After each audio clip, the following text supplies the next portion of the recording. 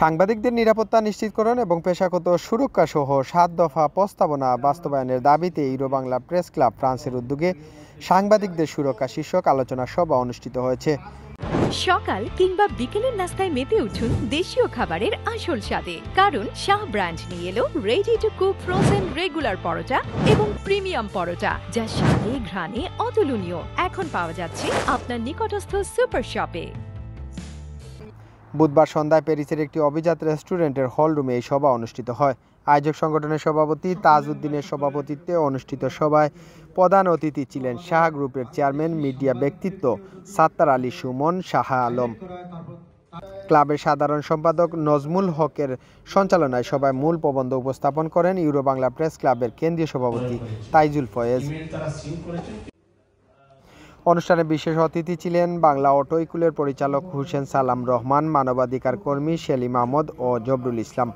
সাংবাদিকদের সুরক্ষা বিষয়ক প্যানেল আলোচক ছিলেন এটিএন বাংলার ফ্রান্স প্রতিনিধি দেবেশ বড়ুয়া, প্রবাসে বাংলার সম্পাদক অধ্যাপক অপু আলম, নিউজ 24-এর ফ্রান্স প্রতিনিধি ফেরদৌস করিম আখঞ্জি, আমাদের কথার সম্পাদক লুৎফুর রহমান বাবু, মতামত পত্রিকার সম্পাদক Maruf Chowdhury Amit, France BD news 24-এর সম্পাদক সাইফুল ইসলাম রনি এবং অনলাইন অ্যাক্টিভিটিস্ট রনি হাসান।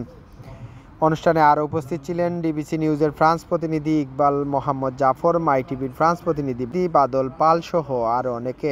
মুক্ত ও স্বাধীন গণমাধ্যম টিকিয়ে রাখার পাশাপাশি সাংবাদিকদের পেশাগত নিরাপত্তা নিশ্চিত করতে ইউরো বাংলা প্রেস ক্লাবের 7 দফা দাবির প্রতি সমর্থন জানিয়ে অনুষ্ঠানে বক্তারা বলেন, বাংলাদেশের ভিতরে এবং বাইরে সাংবাদিকরা ক্রমাগত হুমকি, নির্যাতন এবং মিথ্যা মামলা এমনকি হত্যারও শিকার হচ্ছেন, যা গণতন্ত্র ও মানবাধিকারের জন্য গভীর উদ্বেগজনক। তাই অনতিবিলম্বে সাংবাদিক সুরক্ষা আইন প্রণয়ন সহ প্রয়োজনীয় ব্যবস্থা গ্রহণে রাষ্ট্রীয় উদ্যোগ জোরদার করার একান্ত জরুরি বলে মত দেন তারা।